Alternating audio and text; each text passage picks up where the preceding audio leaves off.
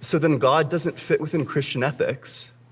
Well, the biblical library is a continuing story, and everything written in it has to be contextualized by the entire text. There's 65,000 hyperlinks in the biblical text. And you can take pieces of it out of context and criticize them, and that's what you're doing. But that's a mistake, I think. It's an analytic mistake because you're putting the cart before the horse. I really don't think. Okay. Before we continue, I think that's a pretty good answer. Yeah, that's a pretty decent answer. Yeah, context matters. Like a foundation to interpretation and hermeneutics. Simply put, context actually matters, and things are developing, and God has a developing relationship with humanity. It's actually pretty simple, to be honest. So we have a quick comment here saying my values would be the same if Christianity existed or not. Applies to all religions. No, okay, King. You have studied nothing. You really haven't. Take a moment. Actually, go type in Reliance of the Traveler PDF and start reading.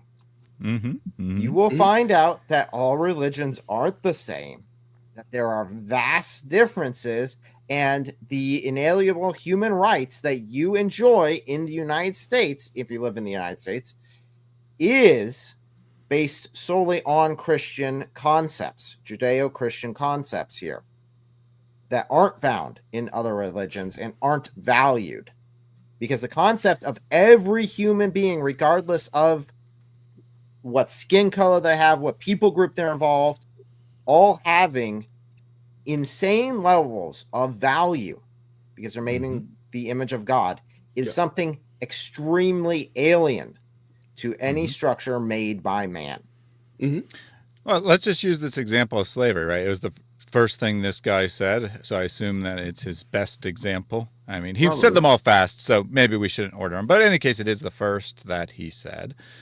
What human society throughout world history, like I assume that you're a modern person and you believe slavery is wrong, but what society throughout human history before Christian societies abolished slavery had a different point of view? That's kind of actually exactly Peterson's point, right? That you think that these are just universal values that all human beings, regardless of culture and point in history, have held, and that's simply not true. Yeah. It was the biblical understanding of inherent human value that abolished slavery, not just once, but twice, actually. No other movement in world history has been successful in abolishing slavery. It was abolished in the Roman Empire under the influence of Christians after Christians became the majority of the empire. And then after science came along and found ways to justify human depravity and greed and say that black people were subhuman and thus the universal principle of human value didn't apply to them, that it was abolished a second time, again, through the movement of Christians.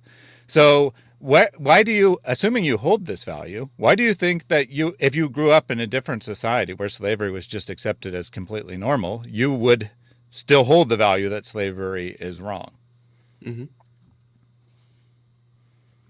It's exactly right. I think that's another issue is a lot of people, when they make this claim that, all religions have the same moral values, all worldviews have the same moral values and same worldview. I'm like, well, no, the reason we have different worldviews is because they're different views of the world, thus the term worldview, right? It's in the name. As a matter of fact, the fact that you claim all worldviews and religions have the same values, while we don't, is evidence that not all people have the same values, because we have different values of truth than you do, right? We actually care enough about different religious systems and worldviews to analyze their foundational assumptions. Buddhism is not an essentially theistic religion. It's an atheistic religion. It has different beliefs about suffering, completely different beliefs about suffering. Hinduism will say that all of reality is Maya, an illusion. And the only way to see reality as it truly is, or to experience it as it truly is to become enlightened, to realize that you're Brahman, right? That you're God. Mormonism has a completely different set of values because it has like an unending regressive pantheon. Each god had a god before them.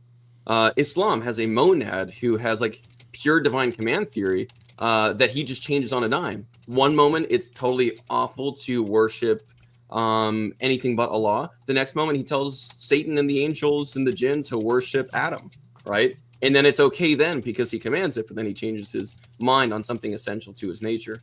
So I think when you say things like that, it kind of shows that you haven't really taken the time to see what those worldviews and religious beliefs are, so as to make such a generalized claim like all religions and all worldviews and all cultures have the same values.